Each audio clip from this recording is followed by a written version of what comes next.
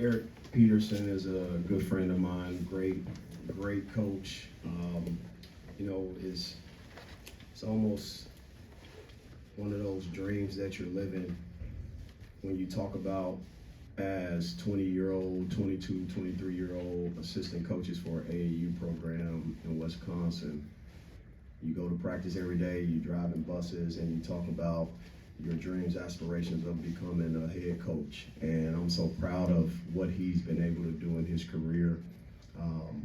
He mentioned that, you know, we're Missouri people. His wife is close nearby in Missouri. She's from this area. So it's just you know, great to see him do what we talked about years ago. And I'm just proud of him. So I thank the world of him. This program was ready to play. I thank our fans for being here, bringing energy to the building.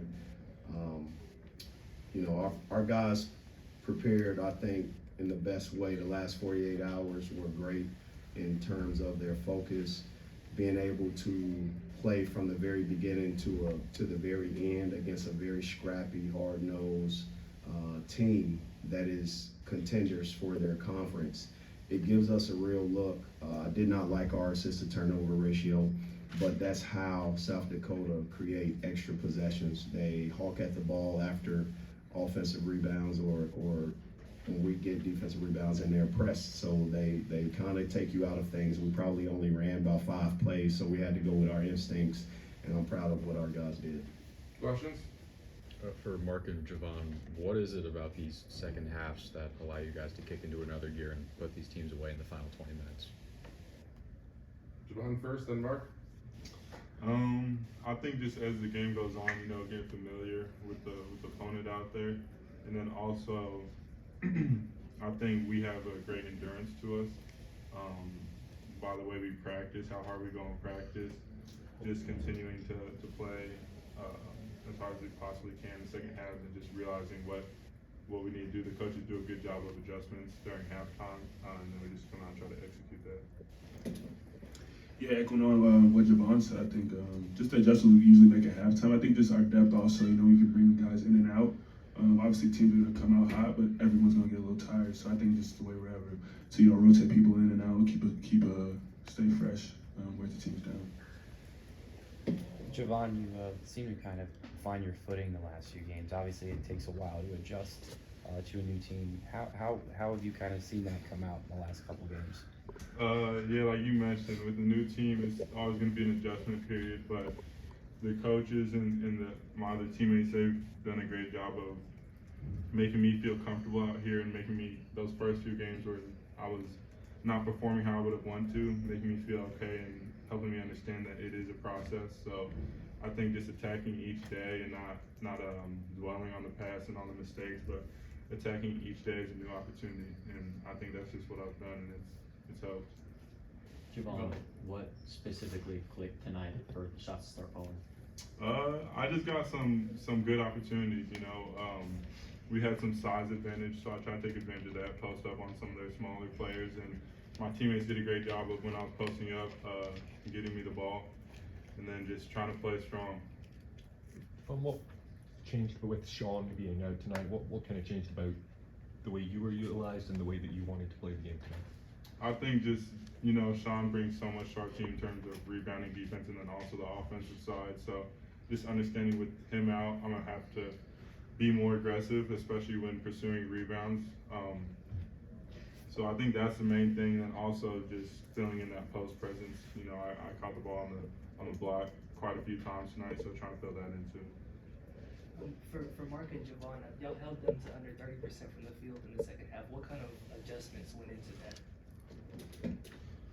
I think just adjusting our ball screen defense. You know, they were doing some really good things, manipulating some of our coverages and things like that. So just the halftime adjustments we made, ball screen defense, and just getting confidently what they were trying to do, helped us kind of stop them a little better.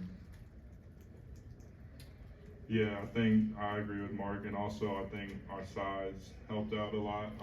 When one dude gets blown by or someone creates advantage, you always know you have somebody else in the paint ready to help you out with a good wall up, and that's something that we take pride in. For Mark and Coach, Mark, when you're getting double teams, what kind of has to go through your mind there of what the processing needs to be to make that play? And then, Coach, just what do you want to see from Mark in those double team situations? I think just reading it. You know, every double's not exactly the same, so just seeing where he's coming from, where the help might be coming from, see where my shooters are at, and just trying to make quick decisions. Obviously, I'm not gonna make the perfect decision every time. Just trying to make quick ones, getting the ball out fast, and trusting my teammates to play in dominoes and giving them opportunities to go make plays. I just love to watch and sit back, and Mark is a very unselfish player. Most of his turnovers come from him being unselfish, so I want his turnovers to be minimized and his assists to be increased in a way that it's assisted baskets. He's not just passing just to pass, but his aggressiveness, and then the defense collapse. He draws two guys, be as strong as he can, and he gets to the foul line, but he's so unselfish that most of the trouble turnover-wise is from that. That's what I would like to see minimized. Coach, we saw early in the second half moving to the press against South Dakota, and that kind of helped go on a little run there.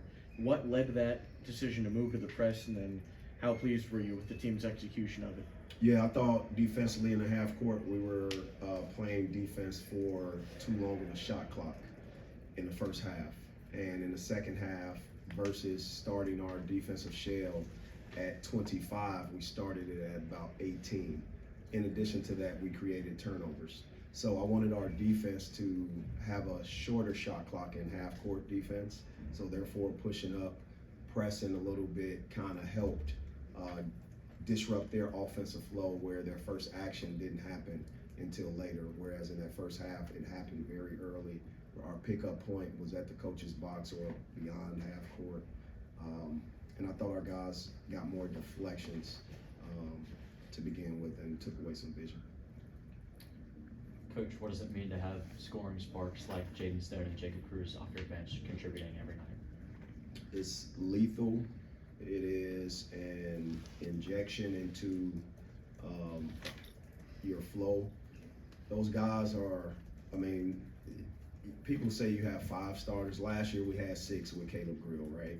This year we got 7, and they're playing like that. When you can have double-digit consistent guys like a Jaden Stone and a Jacob Cruz.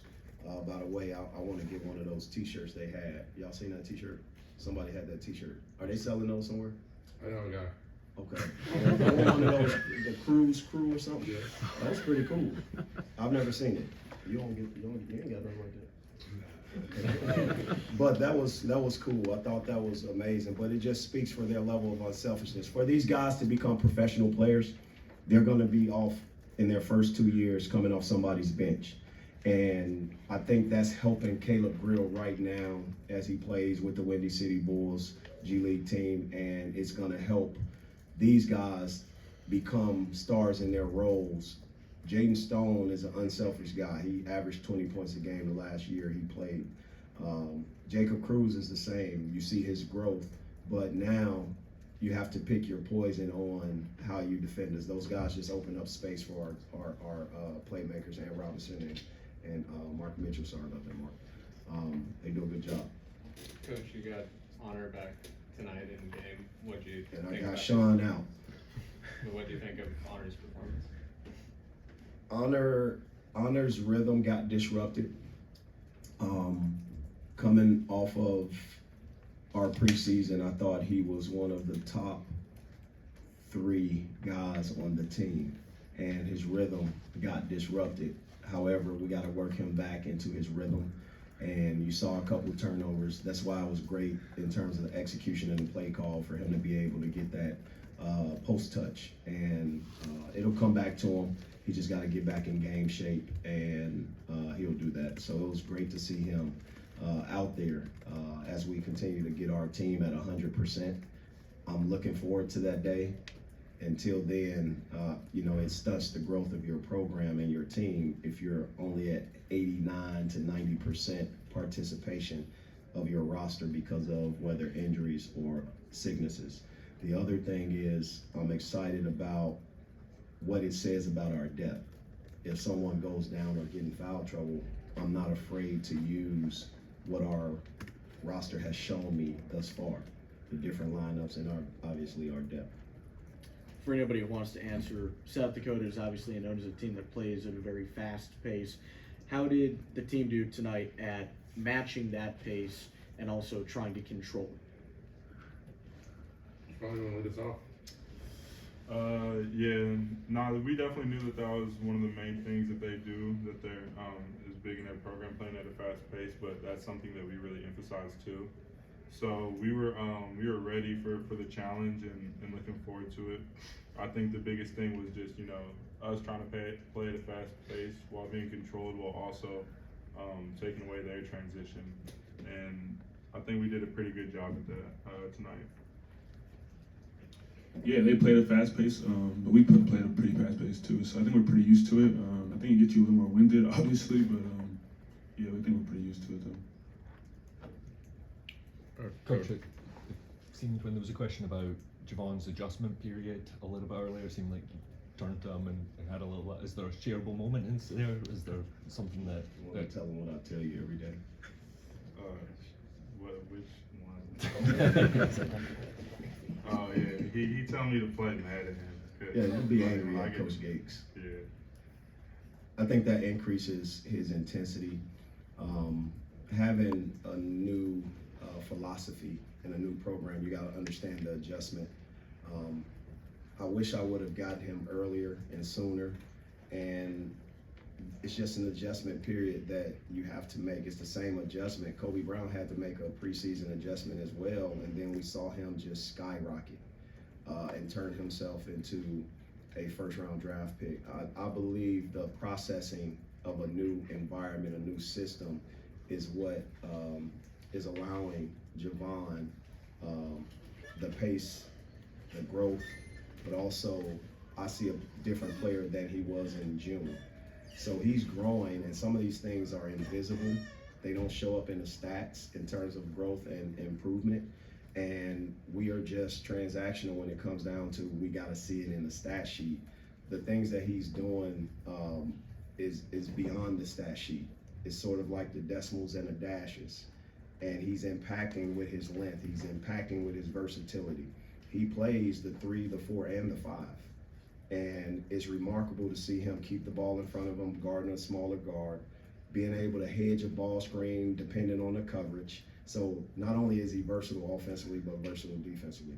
I'm happy about his rebounding, but what I'm happy about most is how he's allowing himself to grow without panicking.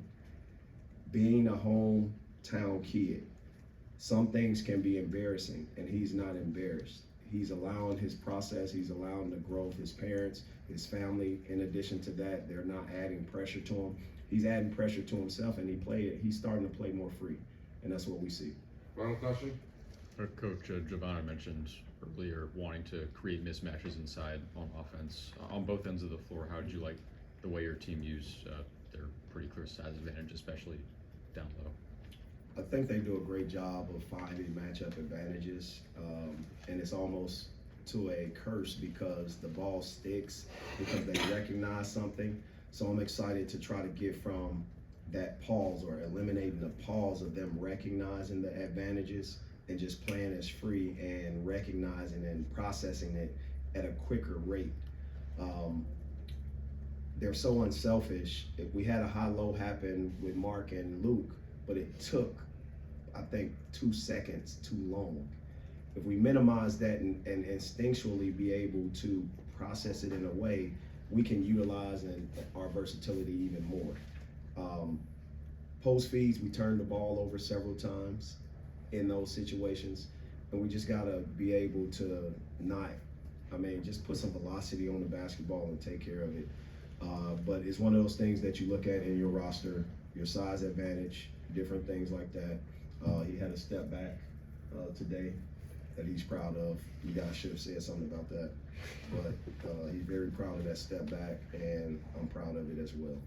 All right, thanks, guys. Thanks. Thank you.